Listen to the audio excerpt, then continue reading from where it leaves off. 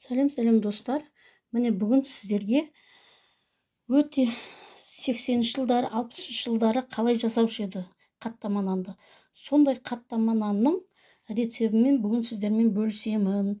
Өте керемет, дәмі деген енді вообще айтып жеткізе алмаймын. Енді бұрынғы кезде 80-ші жылдары кім қаттама аналары жасап берген, солар біледі ғой. Енді бірақ ол кезде анамыз бұл қаттама нанның ішіне де сармай, сыртын да сармаймен пісірген. Енді мен ішіне сармай қостым, сыртына кәдімгі сұйық маймен пісірдім шындап келгенде. Әрине неме бұл қаттама нанды басқа түрмен де жасаса болады. Ішіне көкпияз қосып, түрлі басқалай жасасаң да болады, керемет. Бірақ мен именно өзімнің кішкентай кезімдегі анамыздың қаттама нанын жасадым бүгін сіздерге. Ал кеттік онда осы менің қаттама нанымды бірге жасауға сіздермен бірге. Және де ұнап жатса маған лайк басып, комментарий жазып, каналыма жазылып кетіңіздер. Осы қаттамамызға енді қандай заттар керек екенін көрсетіп таныстыра кетейін. Мына ұнымыз, 2 жұмыртқа, сүтіміз, сұйық майымыз, су, тұзымыз және тұштылған сармай. Анда кеттік достар бірге жасауға. Бірінші тұзымызды салайық, сол сүтімізді,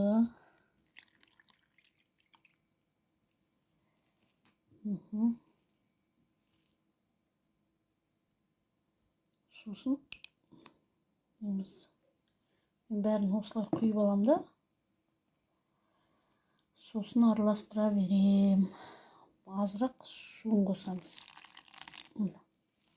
Енді бәрін араластырамыз.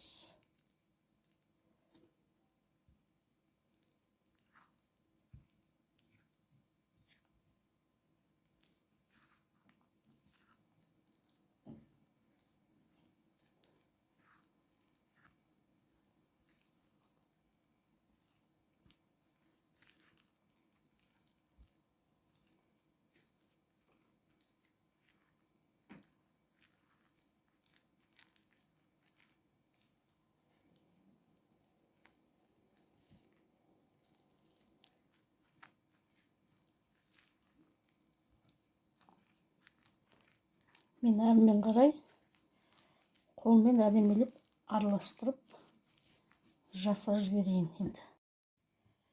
Мінекей достар, қамырымды иіледім. Әбден күшті, жұмсақ, әдемі болып тұр. Негізі қаттама нанға осындай. Білесіздер ғой, булочкаға бұдан да не қылсаңыздар, жұмсақ қылсаңыздар, одан да күшті болады ғой, мысалға. Сол сияқты әрқайсының өзінің несі болады. Өте күшті болды, жақсы. Енді 5 минутқа жауып қояйын. Міне 5-10 минутқа қойып тұрдық. Енді қамырымызды алып,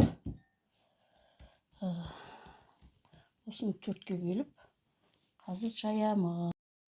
4-ге бөліп нетіп алдым. Енді қазір жаямыз. Бақа мына біреуін жайып атқан кезде қалғандарын, чтобы беттері қаязып, нетіп қалмау үшін, неге ұнға былай істеп,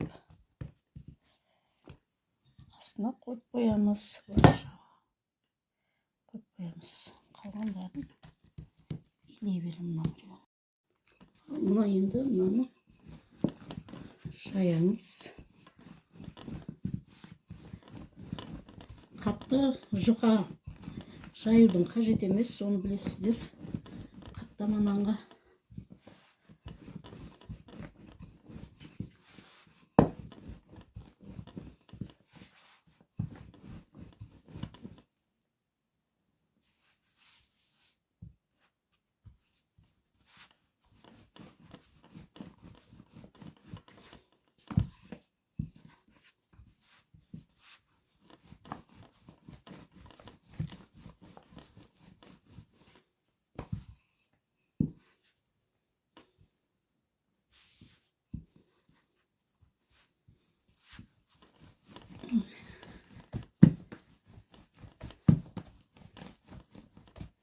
мінекей қамырымыз да жайылып бітті қазір. Тағы да бір неғып жіберейін, мынау ұнтақ неғып жіберген.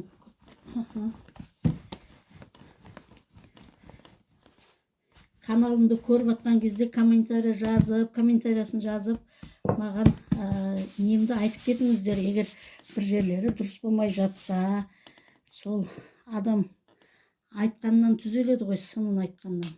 Мінекей мынау бағана ертілген тұшытылған май бар еді ғой, соны осыған жағамыз.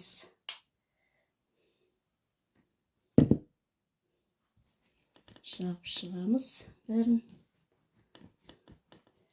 Сол сары майды.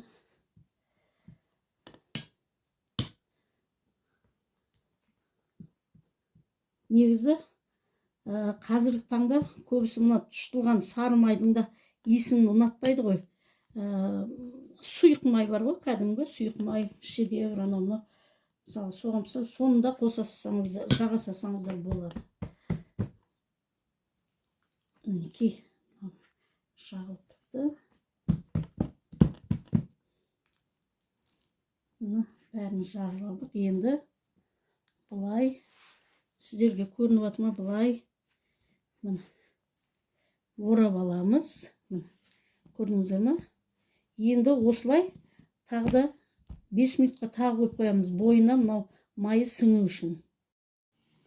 Мұны бұл қамырды алып, былай кесіп,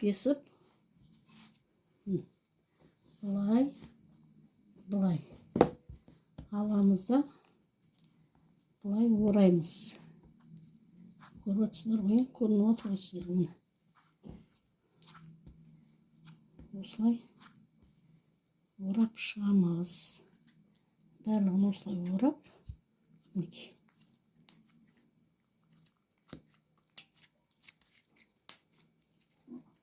Енді осылай орап шыққаннан кейін тағы да 5 минутқа қойып қоямыз. Міне достар, мына майын жағып, ішіне илеп қойғаннан кейін бұрап етіп қоясың ғой. Содан кейін де 5 минут қойып алдық.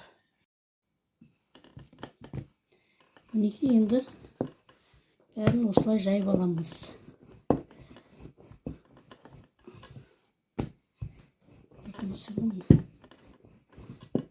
Осылай, барлығын осылай жайып. Мінекей бар қамырымызды жайып алдық. Енді сковородкамызды қыздырып алдық. Енді аз-аздан майын құйып, шөптерімізді, қаттама нандарымызды пісіре береміз. Осылай бәрін пісіреміз.